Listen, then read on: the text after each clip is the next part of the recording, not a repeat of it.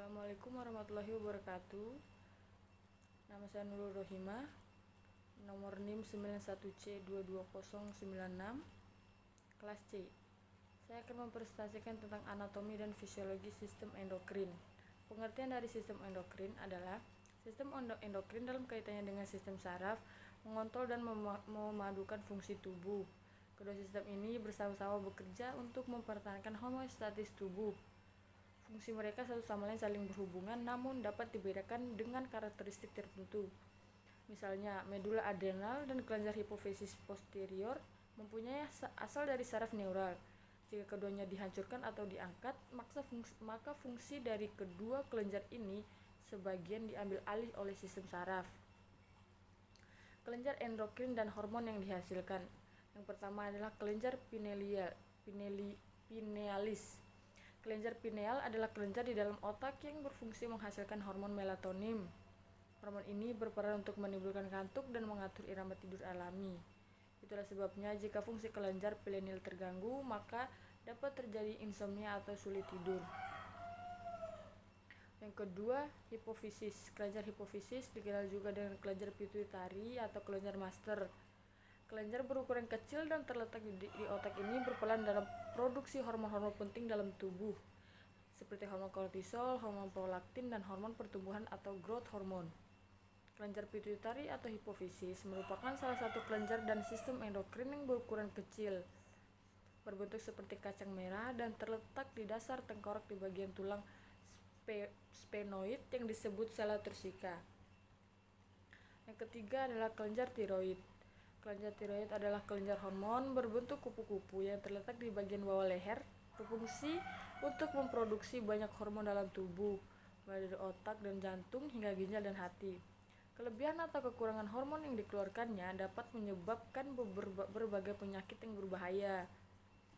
Yang keempat adalah kelenjar paratiroid. Kelenjar tiroid dan paratiroid memiliki tugas dan fungsi yang berbeda. Kelenjar tiroid berfungsi untuk mengatur sistem metabolisme tubuh, sedangkan paratiroid bertugas untuk mengatur kadar kalsium dalam darah. Gangguan paratiroid melibatkan penurunan fungsi kelenjar paratiroid, yang merupakan kelenjar endokrin kecil yang terletak di leher. Kelenjar ini bertanggung jawab untuk memproduksi kalsitonin dan hormon paratiroid, yang memainkan peran utama dalam mengatur kadar kalsium dalam darah dan sistem kerangka. Yang kelima adalah kelenjar suprarenalis atau adrenal. Kelenjar endokrin suprarenal adalah kelenjar yang berfungsi untuk memproduksi hormon pada tubuh. Kelenjar ini dikenal juga dengan istilah kelenjar adrenal. Lokasinya berada di atas ginjal kanan dan kiri, di mana berfungsi terutama untuk memproduksi hormon aldosteron, kortisol, dan gonadokortikoid. Korteks adrenal bertanggung jawab dalam memproduksi 3 jenis hormon, yaitu aldosteron, hormon yang mengatur elektrolit dalam tubuh dan tekanan darah, kortisol, hormon yang mengontrol kadar gula darah dan metabolis tubuh, gonadotrikoid, hormon yang mengatur hormon seks. Yang keenam ada kelenjar timus. Kelenjar timus adalah kelenjar yang terletak di tengah rongga dada, tepatnya di belakang tulang dada dan di antara paru-paru. Bentuknya menyerupai tabung kecil dan terdiri atas 2 bagian yang berukuran sama.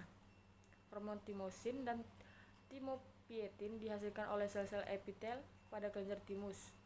Hormon tersebut menstimulasi sel-sel limfosit di seluruh tubuh untuk membelah dan mengembangkan kemampuan mengenali dan menyerang benda asing. Yang ketujuh adalah kelenjar pankreas dan Langerhans. Pankreas adalah organ kelenjar yang memanjang pada dinding posterior abdomen, tepat di belakang lambung, yang memiliki beberapa fungsi dalam sistem pencernaan. Pankreas dikelilingi oleh hati, limpa, kantung empedu, dan usus kecil. Pada organ pankreas terdapat kelompok kecil sel-sel yang kaya akan pembuluh darah. Kelompok kecil sel-sel inilah yang disebut sebagai kelenjar pankreas atau pula Langerhans. Kelenjar pankreas menghasilkan 2 hormon, yaitu insulin dan glukogen. Kelenjar ketujuh adalah kelenjar kelamin atau gonad. Gonad atau kelenjar seks atau kelenjar reproduksi adalah kelenjar endokrin yang menghasilkan gamet atau sel germinal dari suatu organisme.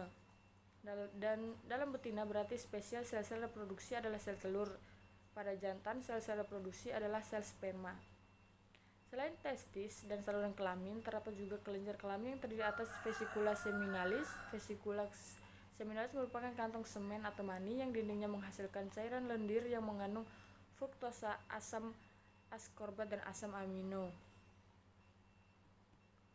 Fungsi dan adapun beberapa fungsi sistem endokrin. Yang pertama, membedakan sistem saraf dan sistem reproduktif pada janin yang sedang berkembang.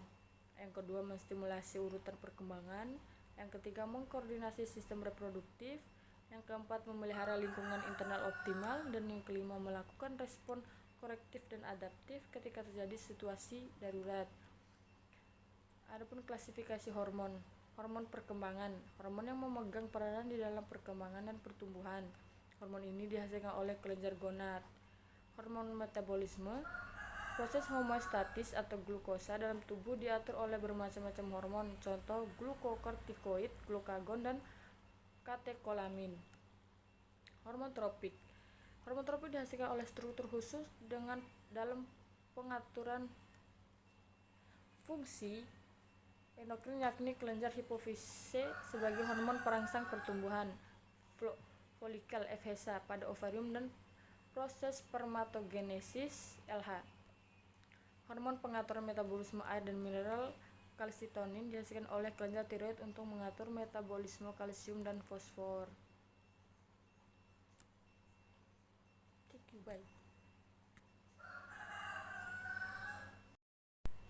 Sekian penjelasan dari saya tentang anatomi dan fisiologi sistem endokrin.